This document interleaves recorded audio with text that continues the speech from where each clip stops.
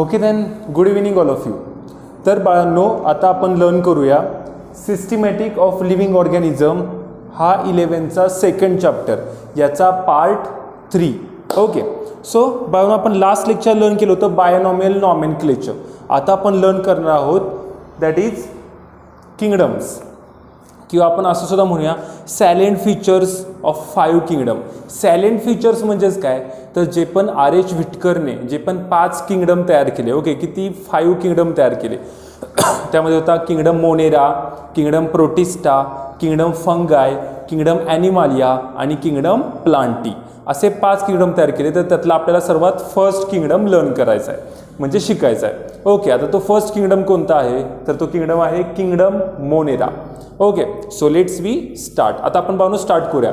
मी याच्यामध्ये जे पण एक्झाम्पल्स देईन त्याचे मोस्ट ऑफ दी पिक्चर्स मी तुम्हाला साईडला दाखवेन. ओके, सो साईडला तुम्हाला ते पिक्चर्स दिसतील आणि त्यामधून तुम्ही ते इमॅजिन करू शकता, किंवा तुम्ही गुगलसुद्धा करू शकता. त्यातून तुम्हाला बरीचशी इन्फॉर्मेशन मिळून जाईल. Okay, so first of all मला तुमच्या सर्वांना सांगायचं की ही सर्व लँग्वेज जी आहे ती ग्रीक आणि इटॅलिक्समध्ये, ओके, ग्रीक लँग्वेज आहे. सो हे वर्ड्स तुम्हाला डे टू डे लाईफमध्ये केलेले नसतात, बट मी त्याचे मिनिंग तुम्हाला लेक्चरमध्ये सांगतो. सो तुम्ही ते नोट डाऊन करत जा. ओके, सो तुम्ही नोट डाऊन केल्यानंतर तुम्हाला त्या वर्डचं मिनिंग पाठवेल आणि तुम्हाला ते इझी जाईल. It's not a hard, it's a very easy. Okay, because it's biology. तर चला बाळांनो, आपण स्टार्ट करूया kingdom Monera. In a kingdom Monera the first thing that is kingdom monera, the organism which include in kingdom monera are unicellular prokaryotic organism. इथे काय म्हणले त्यांनी, unicellular म्हणले. म्हणजेच काय, तर ते फक्त एका सिंगल सेलपासून बनलेले असतात, म्हणून आपण त्यांना म्हणतो युनिसेल्युलर. प्रोकॅरियोटिक का म्हणलेलो आहे आपण त्यांना, बिकॉज त्यांचा कॅरिओ, बघा हा एक ग्रीक वर्ड आहे. प्रो म्हणजे फर्स्ट स्टेज पुरता, कॅरिओचा अर्थ काय आहे, न्यूक्लियस. तर यांचा न्यूक्लियस फक्त फर्स्ट स्टेज पुरताच डेव्हलप असतो, म्हणून अशाने आपण काय म्हणतो, युनिसेल्युलर प्रोकॅरियोटिक ऑर्गॅनिझम. आता आपण ह्युमन्स घ्या, आपला न्यूक्लियस हा सगळ्यात जास्त डेव्हलप आहे, म्हणून आपण स्वतःला प्रोकॅरियोटिक म्हणत नाही. किंवा by the way of scientist, humans are not prokaryotic, they are eukaryotic. आपण युकॅरियोटिक आहोत. प्रोकॅरियोटिकचा अपोजिट वर्ड आहे युकॅरियोटिक, ते मी तुम्हाला पुढे शिकवेनच.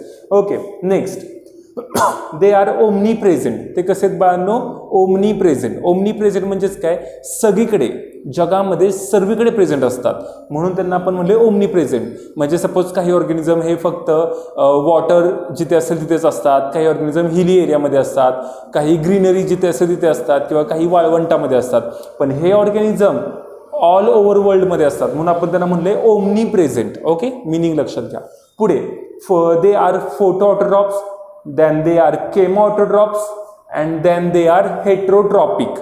फोटोऑटोट्रॉप, केमोऑटोट्रॉप, हेटेरोट्रॉपिक. म्हणजेच काय बाळांनो, तर फोटोऑटोट्रॉप म्हणजेच काय, सनलाईटवर ते त्यांचं फूड मटेरियल तयार करतात, म्हणून आपण त्यांना म्हणलेलं आहे फोटोऑटोट्रॉप्स. केमोऑटोट्रॉप, केमिकल्सच्या मदतीने स्वतःचं फूड मटेरियल ते तयार करतात, म्हणून आपण त्यांना म्हणलेलं आहे केमोऑटोट्रॉप. हेटेरोट्रॉपिक म्हणजेच काय, तर मग ते दुसऱ्याच्या फूड मटेरियलवर सुद्धा डिपेंड्स असतात. ओके, असे याचे एकूण अबाउट फूड 3 टाइप्स पडले आहेत. फोटोऑटोट्रॉप सनलाईटवर डिपेंडेड, केमोऑटोट्रॉप केमिकल्सवर डिपेंडेड, आणि हेटेरोट्रॉप दुसऱ्याने तयार केलेल्या फूडवर डिपेंडेड, म्हणजे अवलंबून राहणारे दुसऱ्याने तयार केलेल्या फूडवर. त्याला आपण हेटेरोट्रॉपिक म्हणतो. ओके, आपण स्वतःसुद्धा हेटेरोट्रॉपिक आहोत. आपण स्वतःचं फूड स्वतः नेचरमधून स्वतः बॉडीमध्ये फॉर्म करत नाही, तर आपण काय करतो, नेचरमधून फूड घेत असतो. सो आपण सुद्धा हेटेरोट्रॉपिक आहोत. ठीक आहे, नेक्स्ट, त्यांनी काय सांगितलं, कंटेन न्यूक्लिऑइड अँड प्लाझ्मिड. यांच्या बॉडीमध्ये न्यूक्लिऑइड असतात आणि प्लाझ्मिड असतात. आता न्यूक्लिऑइड म्हणजेच काय, तर तुम्हाला साईडला डायग्राम दिसेल. न्यूक्लिऑइड म्हणजे DNA exist as a simple double standard circular single chromosome. बघा, तर हे कशा असतात, DNA आहेत, ते सर्क्युलर असतात आणि सिंगल क्रोमोझोम म्हणून अस्तित्वात असतात. पण असताना कसे असतात, ते डबल हेलिक्स. म्हणजे तुम्ही DNA पाहिले असेल, DNAला 2 स्टँड असतात. ओके, असे 2 स्टँड असले सेम माझ्या हातांसारखे, ओके, तर त्याला म्हणायचं आपण डबल हेलिक्स किंवा डबल स्टँडर्ड. ओके, नेक्स्ट, प्लाझ्मिड, त्याची आता न्यूक्लियोइडची डायग्राम तुम्हाला साईडला दिसेल. पुढचे आहे ते प्लाझ्मिड. प्लाझ्मिड हे काय तर स्मॉलर असतात, हे सुद्धा सर्क्युलरच असतात. मॉलिक्यूल ऑफ DNA, DNAचाच एक पार्ट आहेत किंवा एक भाग आहेत as extra chromosomal genetic material. ते एक एक्स्ट्रा क्रोमोझोमल जेनेटिक मटेरियल आहे, म्हणजे क्रोमोझोमच्या बाहेर असतात ते. ओके, क्रोमोझोमच्या आत नसतात. खरं तर याला प्लाझ्मिड हे बरेचदा क्रोमोझोमचाच एक भाग म्हणून सुद्धा वापरले जातात, पण हे तुम्हाला इन डिटेल्समध्ये मी नीट आणि CETच्या लेक्चरमध्ये एक्सप्लेन करेन. ओके, आता फक्त लक्षात ठेवा की किंगडम मोनेरामध्ये प्लाझ्मिड सुद्धा असतात आणि न्यूक्लिओइड सुद्धा असतात. खरं तर जो पण सर्कल असतो त्या सर्कलचाच एक भाग प्लाझ्मिड म्हणून यूज केला जातो, लक्षात घ्या. फॉर एक्झाम्पल तुम्ही बँगल किंवा बांगडी पाहिली असेल, जर का ती बांगडी तुटली काचेची तर त्याचा एक एवढासा सेम माझ्या हातासारखा भाग तुटून सेपरेट पडतो, तर तशा बांगडीच्या तुटलेल्या भागाला सुद्धा प्लाझ्मिड म्हणतात.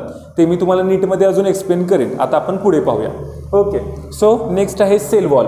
बाळांनो, किंगडम मोनेरामध्ये सेल वॉल जी असते ना ती पेप्टिडोग्लायकॅन नावाच्या एन्झाईमपासून बनलेली असते. ओके, किंवा केमिकलपासून बनलेली असते असं आपण धरून चालूया. काय नाव आहे त्याचं? पेप्टिडोग्लायकॅन. लक्षात ठेवा, हे सगळ्यांनी नीट CETमध्ये तुम्हाला हे पडतंच पडतं. ओके, पेप्टिडोग्लायकॅनचं दुसरं नाव काय आहे? म्युरेन. काय नाव आहे? म्युरेन. ओके, देन मग म्युरेन किंवा पेप्टिडोग्लायकॅन हे नक्की काय आहे? तर हा एक शुगर अधिक अमिनो ॲसिड याचाच प्रकार आहे.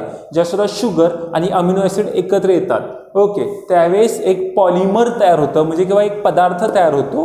ओके, की ज्याच्यामध्ये भरपूर बॉन्ड्स असतात. हे ॲक्च्युली पॉलिमर हा वर्ड केमिस्ट्रीमधला आहे, बट तुम्ही एक इमॅजिन करा. ओके, की ज्याच्यामध्ये शुगर आणि अमिनो ॲसिड एकत्र आले की एक पदार्थ तयार होतो. त्या पदार्थाचं नाव काय आहे? पेप्टिडोग्लायकॅन, किंवा त्याचं दुसरं नाव आहे म्युरेन. त्याच्यापासून बाळांनो किंगडम मोनेरामध्ये येणाऱ्या ऑर्गॅनिझमची सेल वॉल बनते. सेल वॉल म्हणजेच काय? कवच, बॉडीच्या बाहेरचं कवच. फॉर एक्झाम्पल माझ्या बॉडीचं आता सेल वॉल काय आहे तर माझे हे क्लॉथ्स, कपडे हे काय आहेत? माझ्या बॉडीचे सेल वॉल आहे. ओके, आता नेक्स्ट लक्ष द्या बाळांनो. पुढे त्यांनी सांगितले याच्यामध्ये mitochondria, chloroplast, endoplasmic reticulum are absent. याच्यामध्ये मायटोकॉन्ड्रिया, क्लोरोप्लास्ट, एंडोप्लाझ्मिक रेटिक्युलम नसतात. काय तुम्हाला? अब्सेंट असतात. म्हणून मग त्यांनी काय म्हणलेलं आहे बाळांनो? Are absent. बट आता नेक्स्ट महत्त्वाचे पॉईंट आहेत. यांच्यामध्ये रायबोझोम सुद्धा असतात, आणि तो रायबोझोमचा कितवा प्रकार आहे? 70S. ते तुम्हाला साईडला दिसतील. रायबोझोमची डायग्राम तुम्हाला साईडला दिसेल. ओके, हे सुद्धा किंगडम मोनेरामध्ये असतात. आणि अजून यांच्यामध्ये रिप्रोडक्शन होत असतं. पहिलं आहे असेक्शुअली आणि दुसरं आहे sexually. Asexual reproduction by budding होत असतं आणि सेक्शुअल रिप्रोडक्शन बाय कॉन्ज्युगेशन होत असतं. ओके, आता बडिंग काय आहे तर सपोज एखादं ऑर्गन असतो, त्या ऑर्गनला एक टेंगुळ आल्यासारखा येतो. ओके, किंवा एक बड येतो. तो बड नंतर ग्रो होत जातो, नंतर तो मदर प्लांटपासून डिटॅच होऊन सेपरेट होतो, म्हणजे तुटून बाजूला पडतो आणि तो नवीन ऑर्गॅनिझम म्हणून वाढतो. परत एक ऑर्गॅनिझम येतो, त्याला सुद्धा एक बड येतो, तो सुद्धा तुटून खाली पडतो आणि तो सुद्धा एक नवीन ऑर्गॅनिझम म्हणून वाढतो. मग अशालाच त्यांनी काय म्हणलं आहे बाळांनो? बडिंग म्हणलेलं आहे. बडिंग आणि सेक्शुअली रिप्रोडक्शनला त्यांनी कॉन्ज्युगेशन असं म्हणलेलं आहे. ओके, सो कॉन्ज्युगेशन म्हणजे काय याची सुद्धा डायग्राम तुम्हाला साईडला दिसेल. आता बाळांनो आपल्याला नेक्स्ट पॉईंट लर्न करायचा आहे, ते म्हणजेच काय? किंगडम मोनेरामध्ये इन्क्लूड होणारे बॅक्टेरिया. इंटरेस्टिंग पॉईंट आहे, फोकस करा.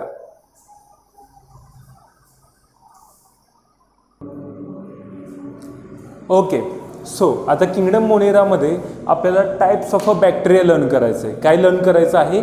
Types of a bacteria. आता टाइप्स ऑफ बॅक्टेरिया आपल्याला लर्न करताना काय याच्यामध्ये दिसून येतं? On the basis of morphological character. खरं तर बॅक्टेरियाचे टाईप जे पण पडलेले आहेत ते डिफरंट बेसिसवर केले आहेत. त्यातला सर्वात पहिला टाईप आहे on the basis of morphological character. Morphological character म्हणजेच काय? कोणताही बॅक्टेरिया बाहेरून पाहून कसा दिसतो तो, किंवा बाहेरून पाहताना तो कसा ॲपियर होतो, कसा आपल्याला दिसतो, त्याच्यावरून बाळांनो त्याचे टाईप्स पडलेत. तर त्यातला सर्वात पहिला टाईप आहे कोकस. तुम्हाला साईडला इकडे डायग्रामसह दिसेल. कोकस. कोकस हा काय आहे बाळांनो? एक गोल सेम बॉल सारखा असतो. हा स्पेरिकल आहे. ओके, स्पेरिकल मीन्स गोल, सेम आपल्या अर्थ सारखा. Second bacillus. ओके, हा सेकंड टाईप आहे बाळांनो बॅक्टेरियाचा. हा रॉड शेप्ड असतो. तुम्हाला साईडला डायग्राम दिसेल. थर्ड जो पण आहे तो विब्रो, कॉमा शेप असतो, किंवा बाळांनो तुम्ही याला किडनी शेप सुद्धा बोलू शकता. खरं तर हा कॉमा शेपच दिसतो ॲक्च्युली. तुम्हाला साईडला डायग्राम दिसेल. आणि त्यानंतर आहे बाळांनो स्पिरिलियम. स्पिरिलियम नावातच मिनिंग आहे स्प्रिंग सारखा असतो. कसा असतो बाळांनो हा स्प्रिंग सारखा. सो स्पायरल शेप म्हणजे स्प्रिंग सारखा असतो. हा आहे बाळांनो फोर्थ टाईप. आता नेक्स्ट आहे बाळांनो on the basis of evolution. Okay, तर चला बाळांनो आपण हे पाहूया.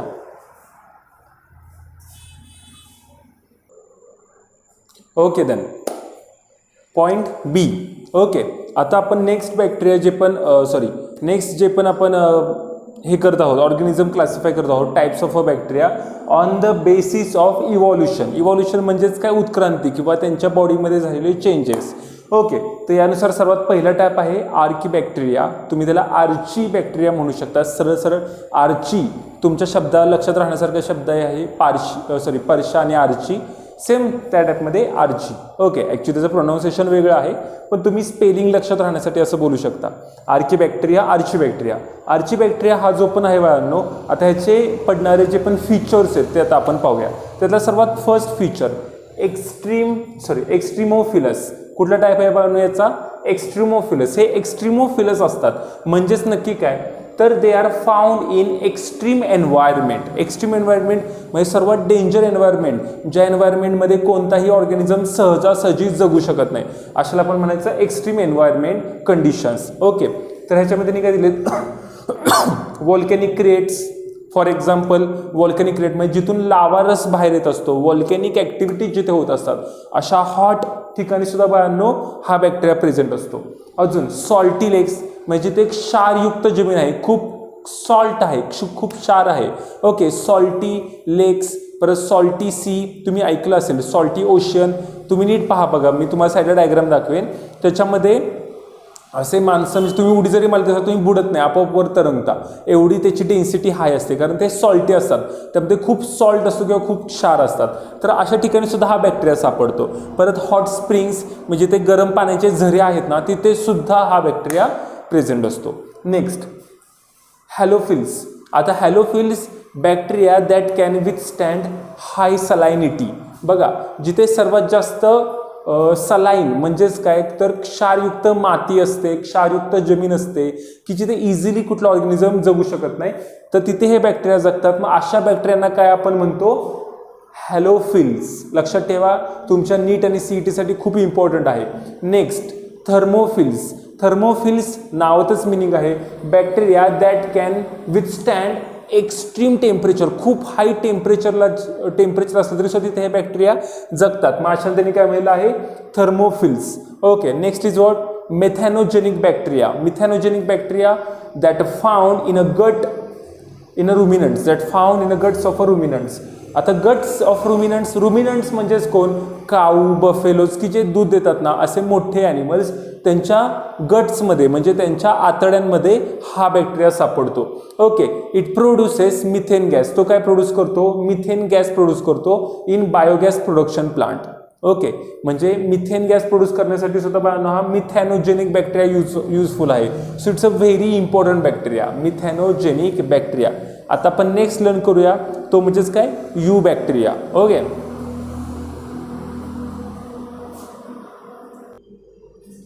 ओके. सो आता पुढचा जो पण पॉईंट आहे on the basis of evolution मधला second, that is a you bacteria. आपण आर्की बॅक्टेरिया आता लर्न केला. आता नेक्स्ट आहे you bacteria.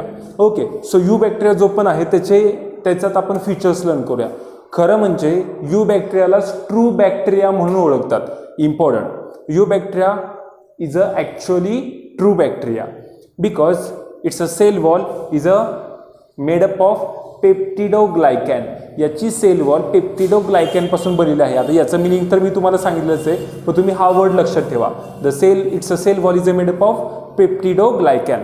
Next it have a two types. त्याचे दोन टाईप पडतात. पहिला आहे ऑटोट्रॉप, दुसरा आहे हेट्रोट्रॉप्स. तर चला आता आपण ऑटोट्रॉपबद्दल सर्वात पहिल्यांदा लर्न करू. Autotrophs, the types of autotrophs. आता ऑटोट्रॉप्स म्हणजेच काय? स्वतःचं अन्न स्वतः तयार करणारे. मला सांगा, आपल्या वर्ल्डमध्ये स्वतःचं अन्न म्हणजे स्वतःचं फूड मटेरियल स्वतः तयार करणारे मेन कोण आहेत?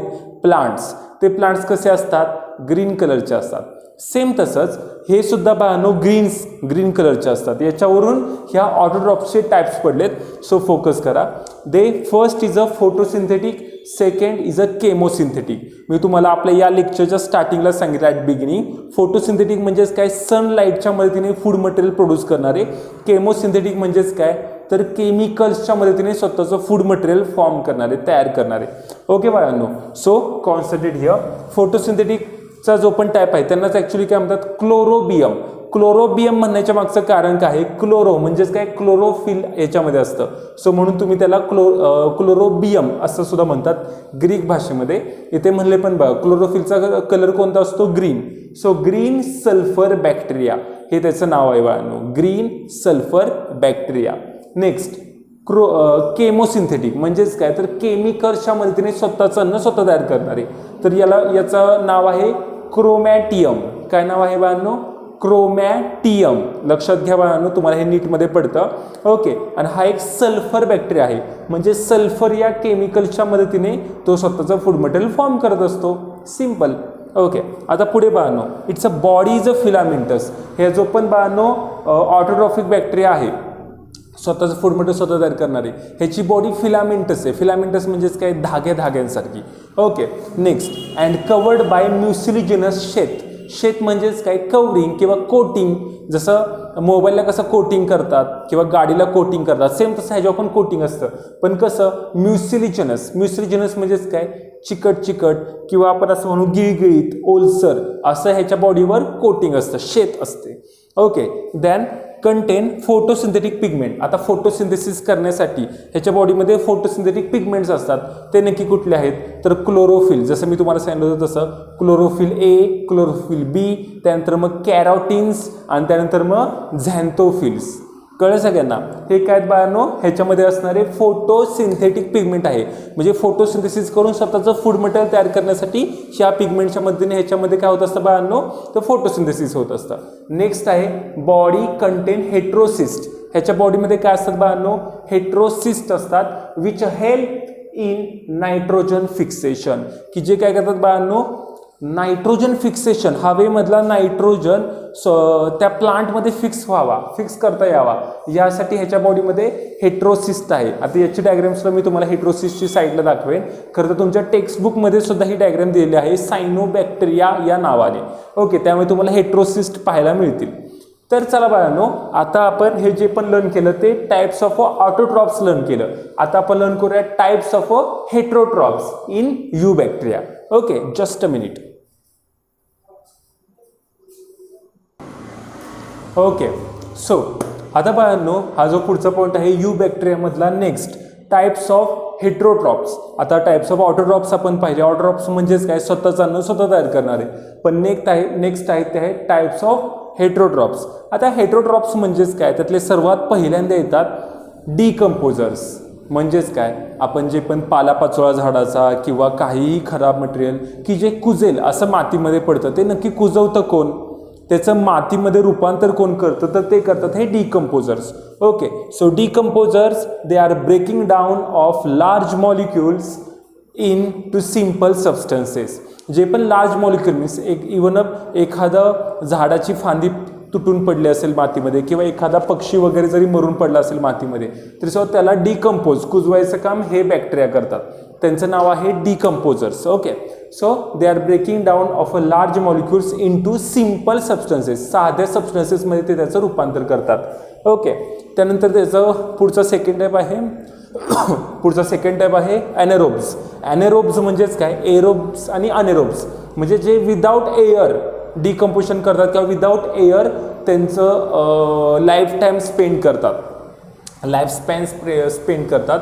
तर त्याचे जे पण टाईप आहेत ते आहेत बाळांनो एकूण खरं तर पाहता 4 टाईप आहेत. त्यातला सर्वात पहिल्यांदा आहे लॅक्टोबॅसिलस.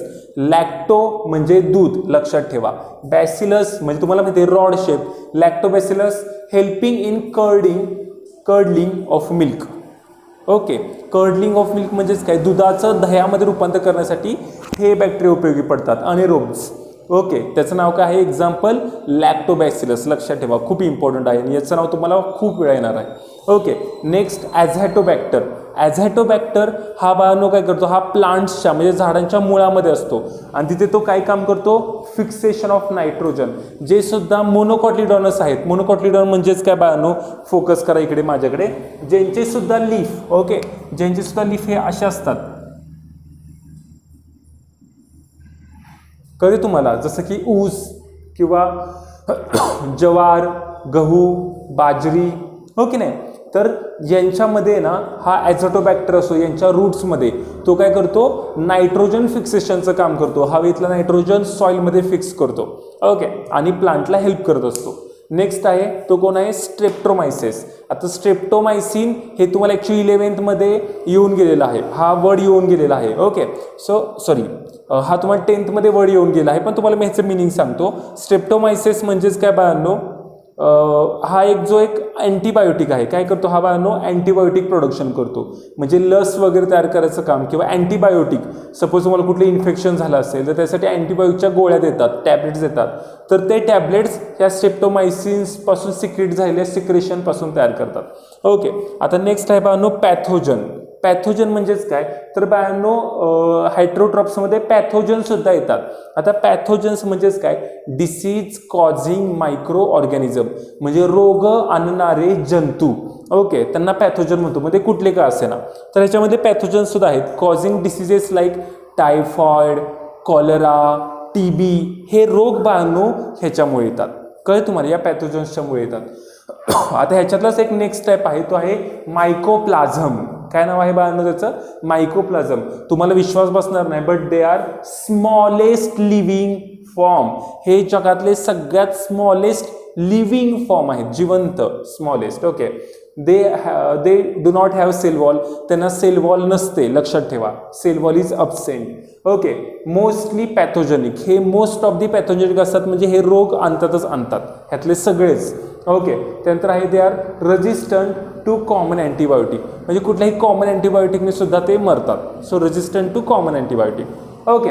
आता बाळांनो अशा प्रकारे आपण यू बॅक्टेरियाचे टाईप्स लर्न केलेले आहेत. आता आपल्याला बाळांनो नेक्स्ट जे पण लर्न करायचं आहे ते आहे, म्हणजे आपण ॲक्च्युली किंगडम मोनेरा इथे संपवलेला आहे, ओके. आता आपल्याला नेक्स्ट जो लर्न करायचा आहे तो आहे kingdom Protista, okay. So let's we learn it.